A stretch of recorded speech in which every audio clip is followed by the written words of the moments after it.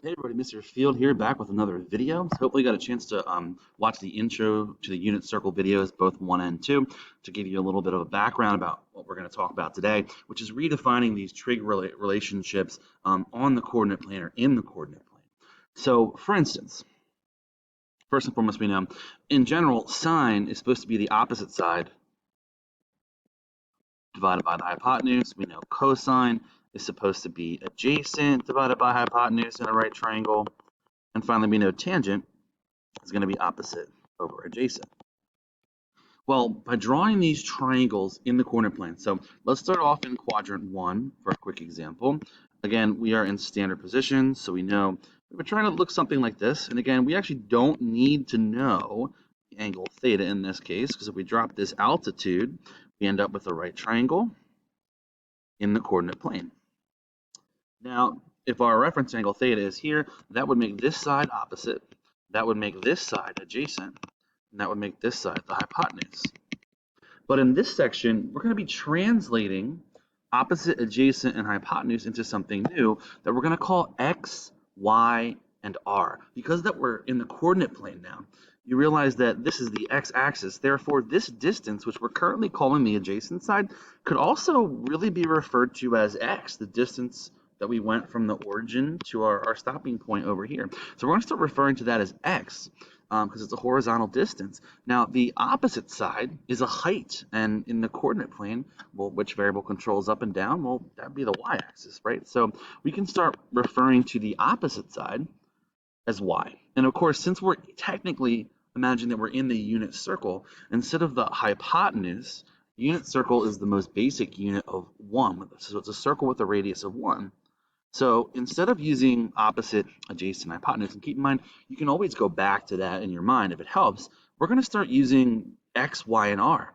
And now that we're using x to represent the adjacent side or the horizontal distance in the coordinate plane, now that we're using y to represent the height and r to represent the radius, well, in this case, we can translate sine, cosine, tangent, and of course the reciprocal trig functions into x, y's, and r's. So if we're thinking about sine, the sine is supposed to be the opposite side divided by the hypotenuse, but in terms of x, y, and r, opposite side is labeled y, and of course the hypotenuse is labeled, instead of hypotenuse, is going to be r now.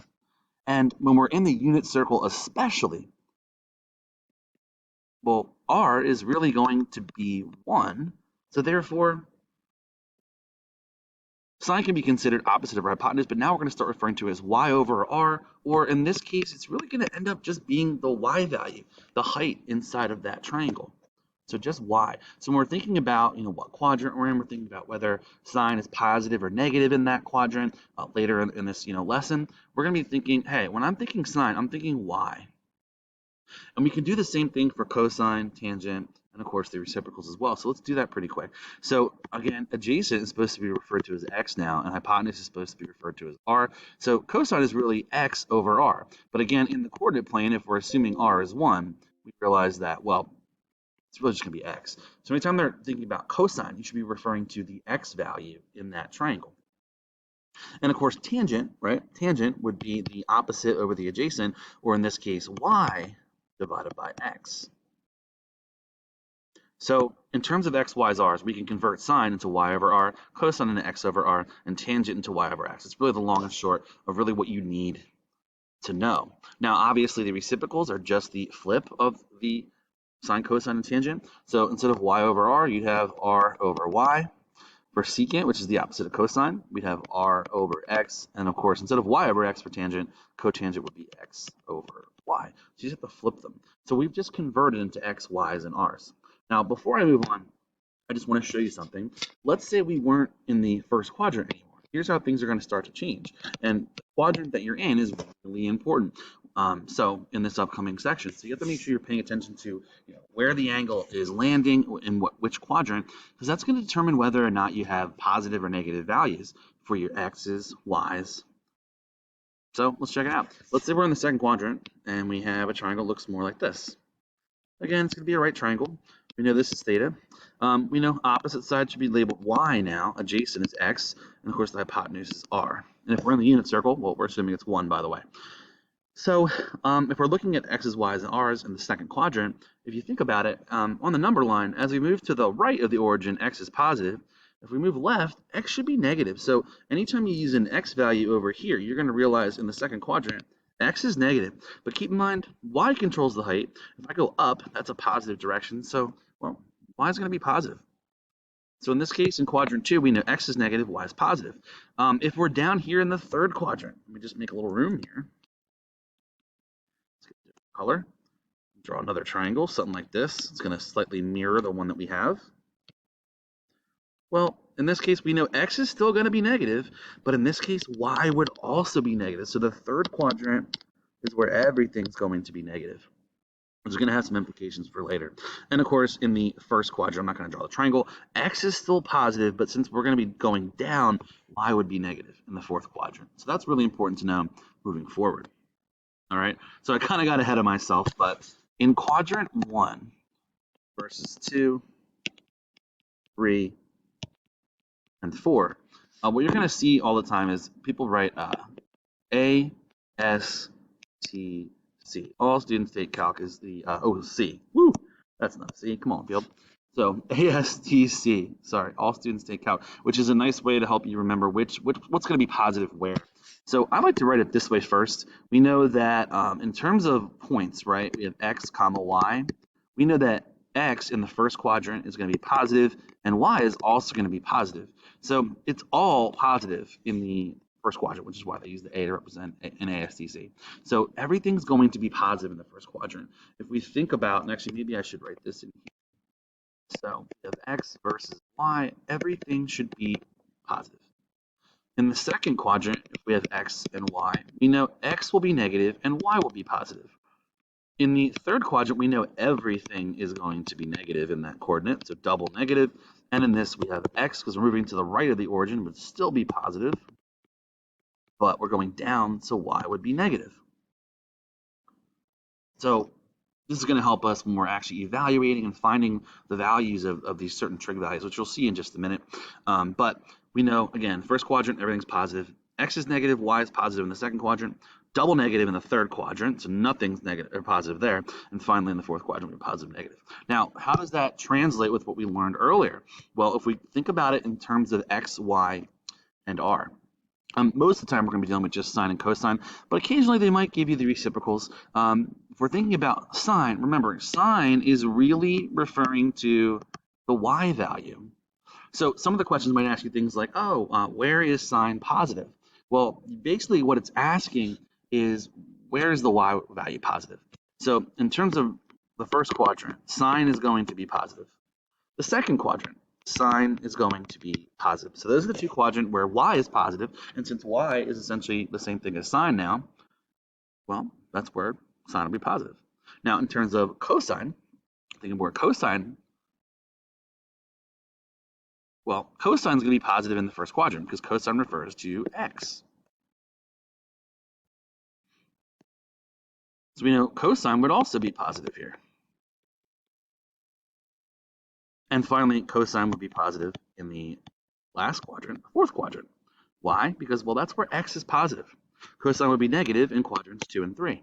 So let's get into some actual problems. Now that we've actually translated SOHCAHTOA, right, into x, y's, and r's, we can actually try some problems, right?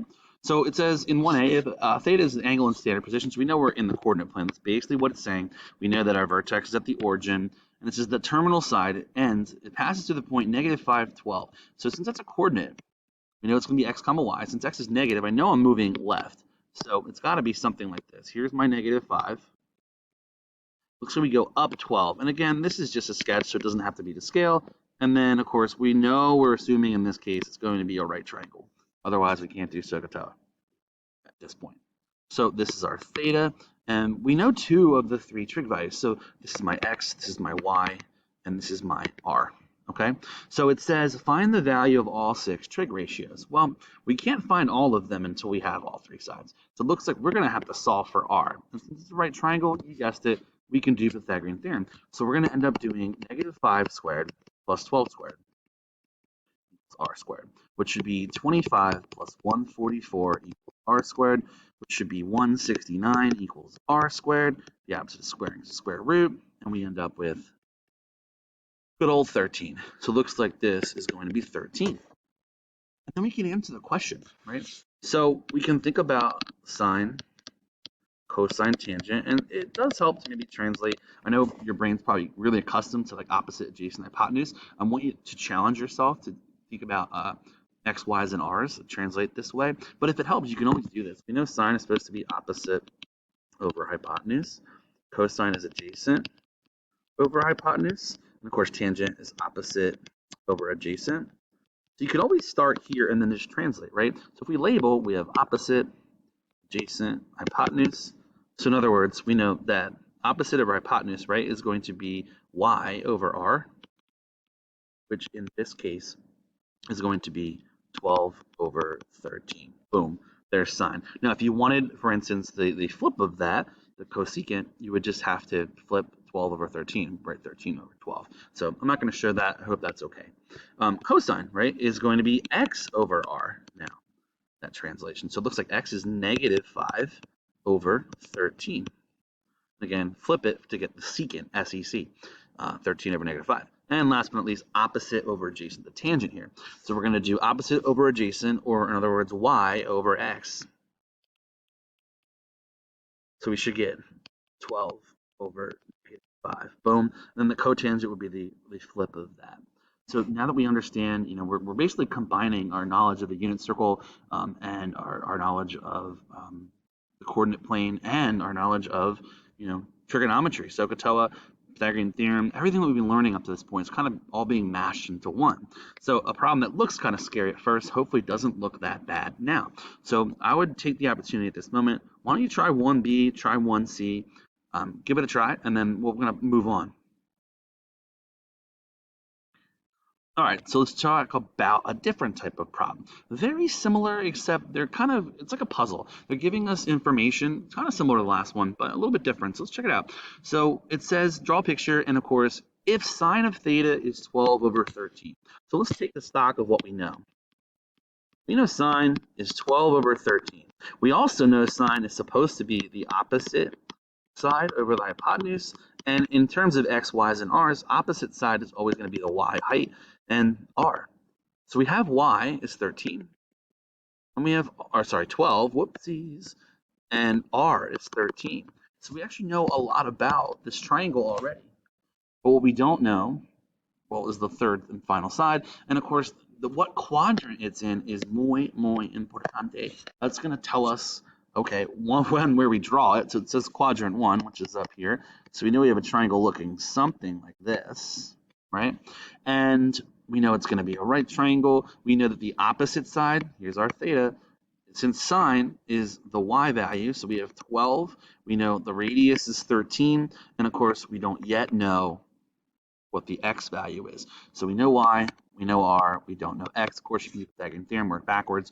And we kind of just did this one. It should be 169 minus 144, which should be 25. And then, of course, the square root of 25 is 5.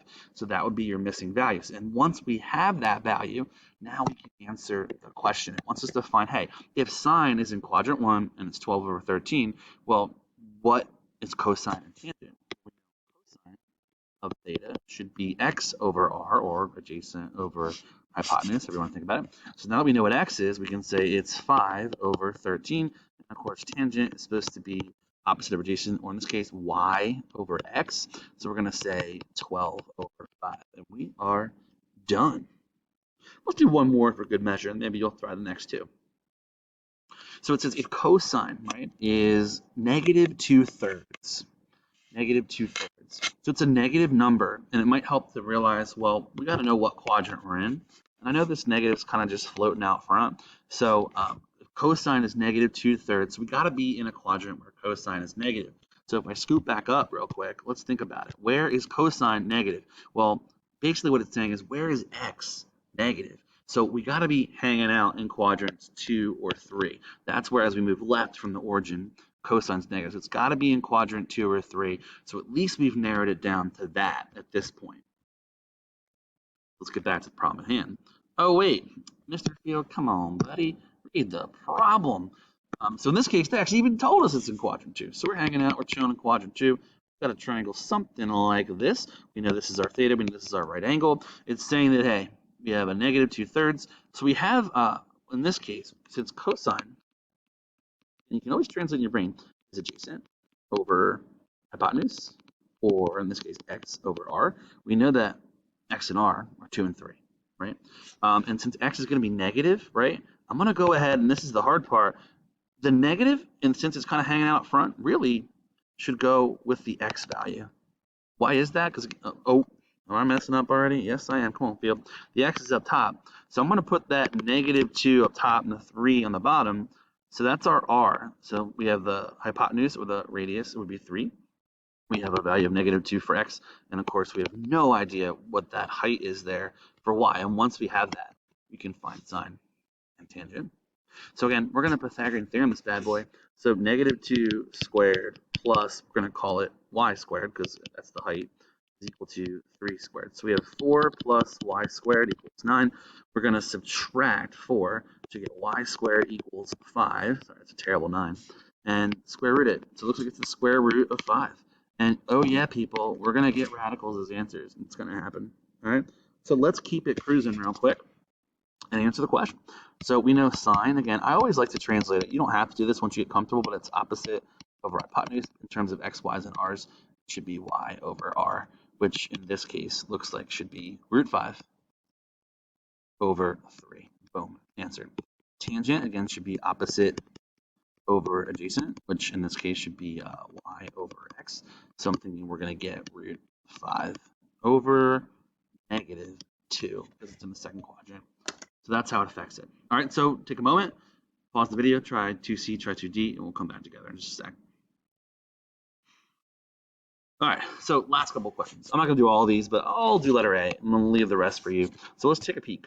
All right, so it looks really scary. It looks confusing, but again, math is a language. You just got to learn how to read it. Let's take a peek. So it says essentially sine of theta. Where is? That's what it's wondering. In what quadrant? That's all we got to do is say 1, 2, 3, 4. You got a 25% chance, even if you take a guess.